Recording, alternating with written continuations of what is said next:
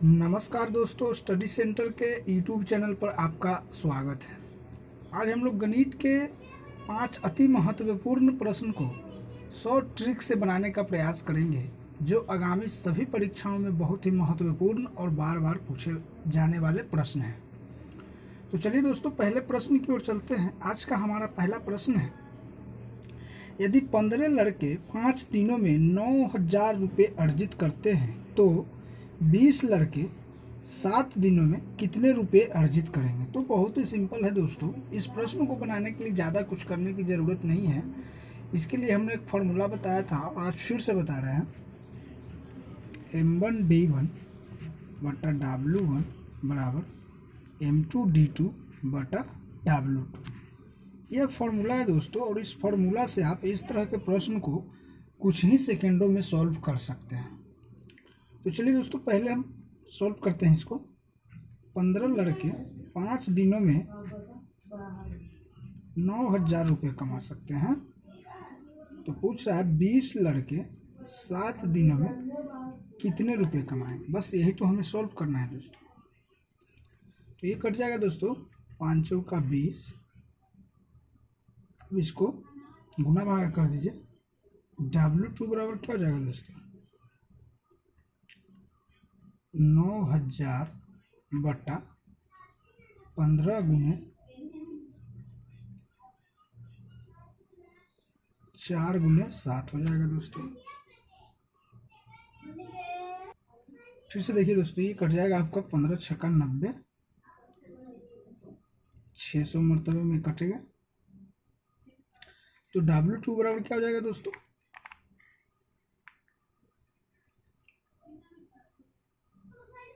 600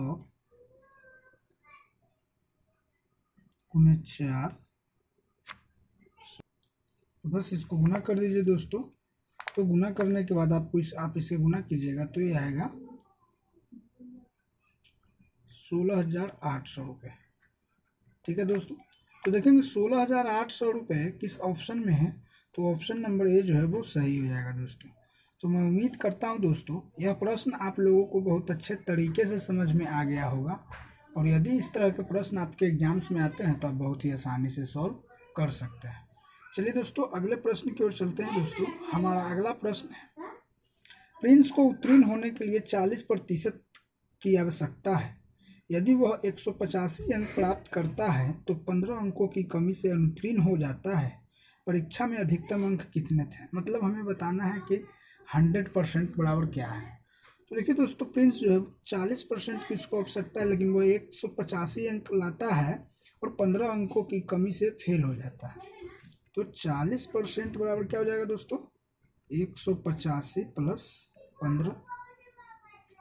तो यहाँ से हम लोग बस 100% की मान निकालेंगे दोस्तों। तो ये क्या हो जाएगा, 200 बटा 40 गुना को 100। 1 शून्य से 1 शून्य कैंसिल हो जाएगा दोस्तों। 4 पचे 20 और ये 50 में 10 से गुना करेंगे तो 500 आएगा। यानी अधिकतम अंक जो थे वो कितने के हैं, 500 के। तो देखेंगे 500 किस ऑप्शन में है। तो ऑप्शन नंबर जो बी है वो सही हो जाएगा दोस्तों। तो मैं उम्मीद करता हूं दोस्तों, यह प्रश्न भी आप लोगों को बहुत अच्छे तरीके से समझ में आ गया होगा। और यदि इस तरह के प्रश्न आपके एग्जाम्स में आते हैं तो आप बहुत ही आसानी से सॉल्व कर सकते हैं। चलिए दोस्तों, अगले प्रश्न की ओर चलते हैं। अगला प्रश्न बहुत ही इंपॉर्टेंट है और इस तरह के प्रश्न जो है बार बार पूछे ही जाते हैं। यह परम सत्य है दोस्तों। कैसे, देखिए अगले प्रश्न की ओर चलते हैं। यदि लागत मूल्य और विक्रय मूल्य का अनुपात 10:11 है तो लाभ प्रतिशत क्या है वो हमें बतलाना है दोस्तों। मतलब CP बटा SP बराबर दिए हुए है 10/11। यानी क्रय मूल्य क्या है 10 और सेलिंग प्राइस क्या है 11 है। मतलब 10 रुपये की वस्तु कितने में बेच रहा है, 11 रुपये में। तो कितने का लाभ हो रहा है दोस्तों, 1 रुपये का लाभ हो रहा है। किस पे हो रहा है, 10 पे हो रहा है। 1/10 प्रतिशत में पूछ रहा है तो इसलिए 100 से हम लोग मल्टीप्लाई कर देंगे। तो ये क्या हो जाएगा, 10 दाम को 100, यानी कि 10% का लाभ हो रहा है। तो हमारा आंसर क्या हो जाएगा, 10%। तो देखेंगे 10% किस ऑप्शन में है। तो ऑप्शन नंबर ए जो है वो सही हो जाएगा दोस्तों। तो मैं उम्मीद करता हूं दोस्तों, यह प्रश्न भी आप लोगों को बहुत अच्छे तरीके से समझ में आ गया होगा। और यदि इस तरह के प्रश्न आपके एग्जाम्स में आते हैं तो आप बहुत ही आसानी से सॉल्व कर सकते हैं। तो प्रश्न अगर समझ में आ रहे हैं दोस्तों, वीडियो अच्छी लग रही है तो चैनल को जरूर सब्सक्राइब करें और नोटिफिकेशन बेल को जरूर दबाएं, ताकि वीडियो अपलोड होते ही उसका लिंक सबसे पहले आप तक पहुंचे। और वीडियो को ज़्यादा से ज़्यादा लाइक और शेयर जरूर करें। चलिए दोस्तों, अगले प्रश्न की ओर चलते हैं। दोस्तों, हमारा अगला प्रश्न है, लगातार 4 विषम संख्याओं का योग 208 है, सबसे बड़ी संख्या ज्ञात करें। तो इस प्रश्न को बनाने के लिए दोस्तों हम लोग x मान के भी बना सकते हैं, x+2 x+4 इस तरह से करके भी बना सकते हैं। लेकिन इसको हम लोग शॉर्ट ट्रिक से कैसे बनाएंगे वो देखिए। हम लोग जानते हैं कि किसी भी संख्या का योग जो है वो उसका बीच औसत होती है, मतलब बीच वाली संख्या औसत होती है।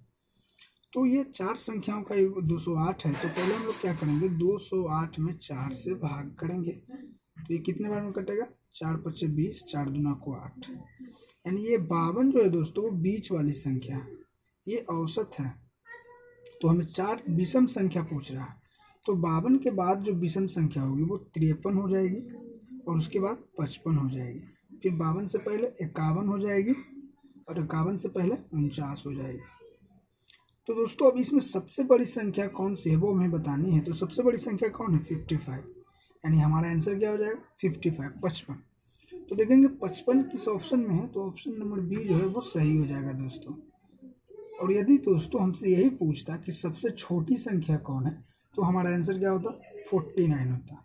अगर दूसरी सबसे छोटी संख्या पूछता तो वो 51 हो जाता दोस्तों। तो हम समझते हैं दोस्तों यह प्रश्न भी आप लोगों को बहुत अच्छे तरीके से समझ में आ गया होगा। और यदि इस तरह के प्रश्न आपके एग्जाम्स में आते हैं तो आप बहुत ही आसानी से सॉल्व कर सकते हैं। तो दोस्तों याद रहे, चैनल को ज़रूर सब्सक्राइब कीजिए और नोटिफिकेशन बेल को ज़रूर दबाइए, ताकि वीडियो जब अपलोड होते हैं उसका लिंक सबसे पहले आप तक पहुँचे। चलिए दोस्तों, आज का आखिरी प्रश्न है और बहुत ही महत्वपूर्ण प्रश्न है दोस्तों। इस तरह के प्रश्न जो है हमेशा बार बार परीक्षा में आते ही हैं और पूछे ही जाते हैं। तो हमारा प्रश्न है, यदि a + b = 17 और a - b = 9 है तो 4a² + 4b² का मान बताइए। तो बस प्रश्न बहुत ही सिंपल है दोस्तों। हमारे पास क्या है, a + b = 17 दिया हुआ है, a - b = 9 दिया हुआ है। तो हम लोग इस दो समीकरण से a और b का मान निकाल करके फिर उसमें हम पुट कर देंगे तो हमारा आंसर आ जाएगा। तो बस इसको कुछ नहीं कीजिए, जोड़ दीजिए, ये प्लस माइनस कैंसिल हो जाएगा। ये 2a बराबर क्या हो जाएगा, 17 × 9 = 26, यानी यहाँ से a बराबर क्या हो जाएगा दोस्तों, 26/2, यानी क्या हो जाएगा, 13। अब a का मान 13 आ गया दोस्तों, तो हम इसमें रख करके a का मान b का मान निकाल सकते हैं। तो क्या हो जाएगा, 13 + b = 17। तो b बराबर क्या हो जाएगा, 17 - 13, इधर प्लस में इधर आएगा तो माइनस में, बराबर क्या हो जाएगा, 4। यानी b का मान क्या है दोस्तों, 4। तो हमसे मान किसका पूछ रहा है, 4a² + 4b² का मान पूछा।